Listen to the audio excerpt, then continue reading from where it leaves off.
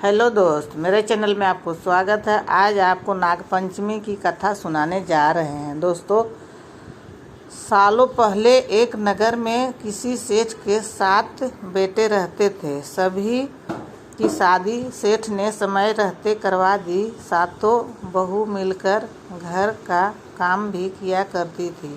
उन सभी में से सेठ की सबसे छोटी बहू खूब संस्कारी थी।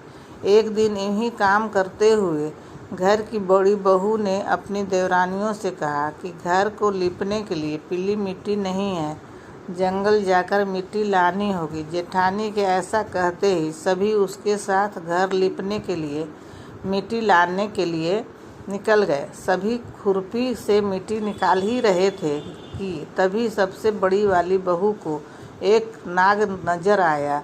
उसे मारने के लिए जैसे ही बड़ी वाली बहू ने खुरपी उठाई, वैसे ही सबसे छोटी बहू ने कहा, जेठानी जी, इसे मत मारिए, इसकी कोई गलती नहीं है, जंगल तो इसका घर है। अपनी देवरानी की बात मानकर उसने नाग को कुछ नहीं किया।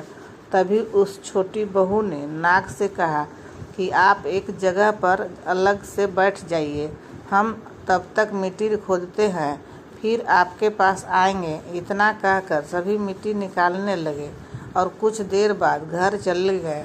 सभी के दिमाग से नाग वाली बात निकल गई थी। अगले दिन छोटी बहू को अचानक से याद आया कि उसने नाग को इंतजार करने के लिए कहा था। वे तुरंत अपनी सभी जेठानियों को अपने साथ लेकर नाग के पास चली गई। वहाँ देखा तो वो नाग उन सभी के इंतजार में उसी जगह पर बैठा हुआ था। नाग को देखते ही छोटी बहू ने प्यार से कहा, भैया, कल हम लोग आपके पास आना भूल गए थे, उस बात के लिए आप हमें माफ़ कर दीजिए। जवाब में नाग बोला, तुमने मुझे भाई कहा है, इसलिए मैं तुम्हें दंड नहीं दे रहा हूँ, नहीं तो अब तक मैं तुम्हें डस चुका होता। आज के बाद में तुम हमेशा के लिए मेरी बहन रहोगी। अब तुम अपने भाई से कोई वरदान मांग लो, मैं तुमसे बहुत खुश हूँ। इतना सब सुनने के बाद छोटी बहू ने नाग को बोला, मेरा कोई भी सगा भाई नहीं है, इसलिए मैंने आपको भाई कहा था। अब से आप मेरे भाई हो।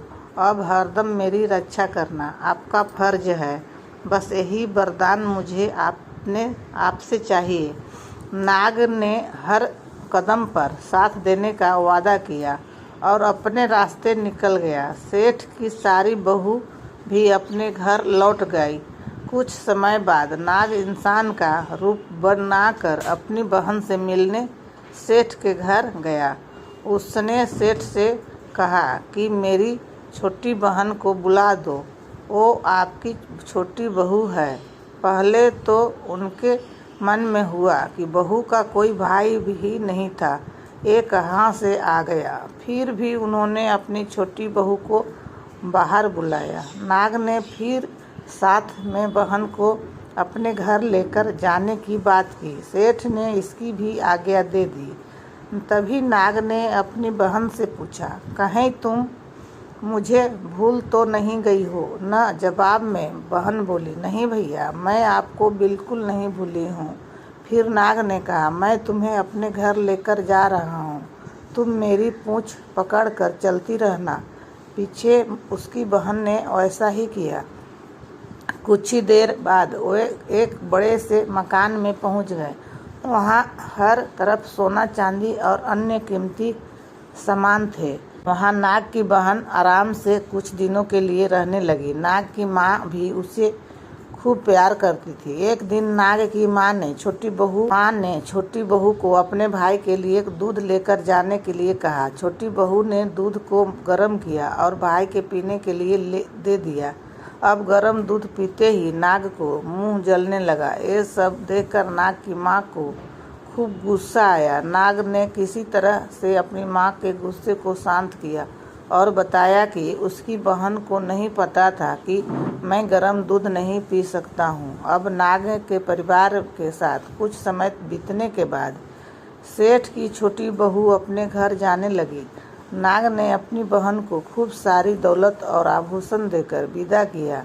बहू के साथ घर में इतना सारा धन आते देख सेठ और उसकी जेठानियों हैरान हो गई। एक दिन नाग की बहन को घर की बड़ी बहू ने कहा कि तुम अपने भाई से और सोना चांदी लेकर आओ, उसके पास तो खूब पैसा है, वो तुम्हें मना नहीं करेगा। छोटी बहू ने अपने भाई नाग को यह बात बताई। इसके बारे में पता चलते ही नाग ने अपनी बहन का घर तरह तरह के आभूषणों से भर दिया। सभी जेवरातों में से एक हीरे का हार बेशकीमती था। उसे देखते ही हर किसी का मन उस पर आ जाता था।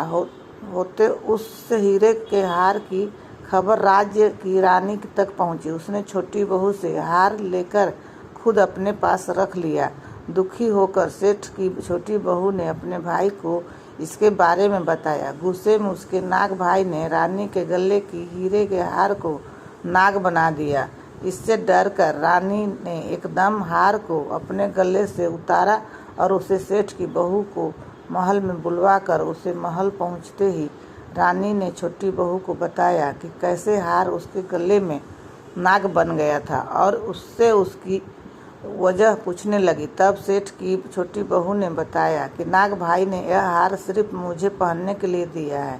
इसे कोई दूसरा इंसान गले में डालेगा तो यह तुरंत सांप बन जाएगा। इस बात को सही साबित करने के लिए रानी ने सेठ की छोटी बहू को सांप बन चुके हार को पहनने के लिए कहा। छोटी बहू ने जैसे ही नाग बने हार को गले में डाला तो वह दोबारा हीरे हार बदल गया। महारानी ने ये सब देखकर आचंकित हो गई, आंखों से देखा और हैरान हो गया। सेठ की छोटी बहू की बात पर बहू को अपने साथ लेकर जाने के लिए कहा। इतना सब होने के बाद रानी ने सेठ की छोटी बहू को कुछ सोने की मुद्राएं देकर महल से विदा कर किया। अब सेठ की छोटी बहू घर में सोने के सिक्के लेकर पहुंची। यह सब देखकर सेठ की बड़ी बहू को जलन होने लगी। उसने सोचा कि क्यों न ऐसा कुछ किया जाए जिससे देवरानी परेशान हो जाए। उसने अपने देवर से पूछा, आखिर तुम्हारी पत्नी को इतने आभूषण धन ये सब कुछ कैसे मिल रहा है? तुम्हें उस पर ध्यान देना चाहिए। इन्हीं तो कोई किसी को इतना सारा धन जेवरात और सोने के सिक्के नहीं देता है। पता करो कि आखिर क्या मामला है। भाभी से अपनी पत्नी के बारे में इतना सब सुनने के बाद उसने मन में अपनी पत्नी के लिए शक पैदा हो गया। उसकी हर बात को वो शक भरी निगाहों से देखने लगा। एक दिन इस बारे में पत्नी से यह बात पूछा कि लिए अपने पति से ऐसा सब उसके गले में नाग बन गया। उससे उसकी वजह पूछने लगी। तब सेठ की छोटी बहू ने बताया कि नाग भाई ने यह हार सिर्फ मुझे पहनने के लिए दिया है। इसे कोई दूसरा इंसान गले में डालेगा तो यह तुरंत सांप बन जाएगा।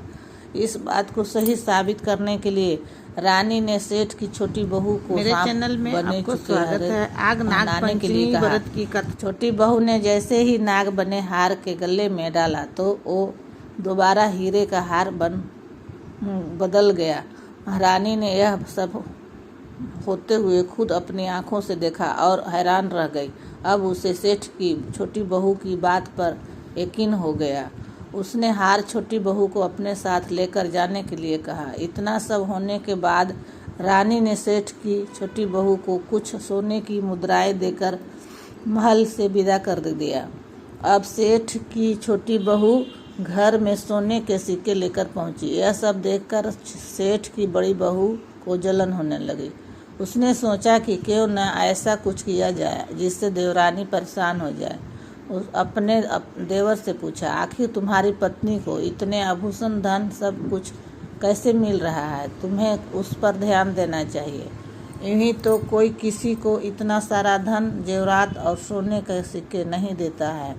पता करो कि आखिर क्या मामला है। भाभी से अपने पत्नी के बारे में इतना सब सुनने के बाद उसके मन में अपनी पत्नी के लिए शक पैदा हो गया। उसकी हर बात को शक के भरी निगाहों से देखने लगा। एक दिन इस बारे में उसने अपनी पत्नी से बात की। खुद के लिए अपने पति से ऐसा सब सुनने के बाद वो दुखी हो गई। उसने सीधे अपने नाग भाई से मुलाकात की और अपने पति द्वारा कही गई सारी बातों के बारे में बता दिया। अपनी दुखी बहन को देखकर नाग को भी गुस्सा आया। सीधे वे अपनी बहन के पति से मिला और बोला कि अपनी बहन को जेवरात और दूसरे तोहफे मैंने दिए हैं, तुम्हें उस पर किसी भी तरह का शक करने की ज़रूरत नहीं है। वो बहुत ही अच्छी है और अगर आगे से कभी भी तुमने उसे कुछ गलत कहा या उस पर शक किया तो मैं तुम्हें जिंदा खा जाऊंगा। नाग से ये सब सुनने के बाद सेठ के बेटे ने उससे माफ़ी मांगी और कहा कि आज के बाद से मैं ऐसी बातें बिल्कुल भी नहीं करूंगा। आप मेरे ऊपर गुस्सा मत कीजिए, मैं आपकी बहन को किसी तरह का दुख नहीं होने दूंगा। इतना कहकर वो सीधे घर गया और अपनी पत्नी से भी माफ़ी मांगी। उसके बाद दोनों खुशी खुशी साथ में रहने लगा। इसी तरह से सेठ की छोटी बहू हर तरह की मुसीबत से अपने भाई को याद करती और वह उसकी परेशानी को दूर कर देता। इसी तरह नाग पंचमी का त्यौहार शुरू हुआ और सभी महिलाएं नाग को अपना भाई मानकर पूजते हुए उन्हें दूध पिलाने लगी। कहानी से सीख नाग पंचमी कथा से 2 सीख मिलती है। पहली यह कि किसी दूसरे के भड़काने पर और उनकी बातों से प्रभावित होकर अपने लोगों पर शक नहीं करना चाहिए। दूसरी सीख है कि अच्छा करने और सोचने वाले को उसका सकारात्मक फल जरूर मिलता है। ऐसे ही और वीडियो के लिए हमारे चैनल को सब्सक्राइब करें और वीडियो को लाइक करें। धन्यवाद। हर हर महादेव। नाग पंचमी की धन्यवाद।